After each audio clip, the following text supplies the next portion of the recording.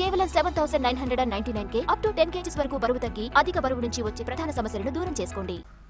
మహిళా రిజర్వేషన్ బిల్లును వ్యతిరేకించడం ద్వారా కాంగ్రెస్ దేశంలోని 50% మంది మహిళలకు వెన్నుపోటు పొడిచిందని కేంద్ర మంత్రి కిషన్ రెడ్డి ఆరోపించారు. మహిళలకు రిజర్వేషన్లు తేవాలన్న బాబాసాహెబ్ అంబేద్కర్ ఆలోచన విధానానికి సైతం భంగం కలిగిస్తున్నారన్నారు. బాబాసాహెబ్ అంబేద్కర్ ను అవమానించిన చరిత్ర కాంగ్రెస్ దని మండిపడ్డారు. 50% జనాభా అయినటువంటి 70 కోట్ల మంది మహిళలకు కాంగ్రెస్ పార్టీ మరి మహిళా రిజర్వేషన్ బిల్లును వ్యతిరేకించడం ద్వారా ఈరోజు డాక్టర్ బాబాసాహెబ్ అంబేద్కర్ స్ఫూర్తికి విరుద్ధంగా మహిళలకు వెన్నుపోటు పొడవడం జరిగింది.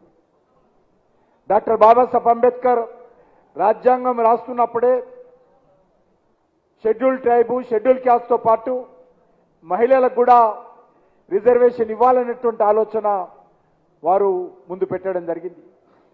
ఆ రోజు నుంచి ఈ రోజు వరకు కూడా అనేక సార్లు ఈ యొక్క మహిళా రిజర్వేషన్ విషయంలో చర్చ జరిగినప్పటికీ మరి ఏ రకంగా కాంగ్రెస్ పార్టీ అడ్డుకొని మహిళలకు అన్యాయం చేసిందో మనం చూస్తున్నాం.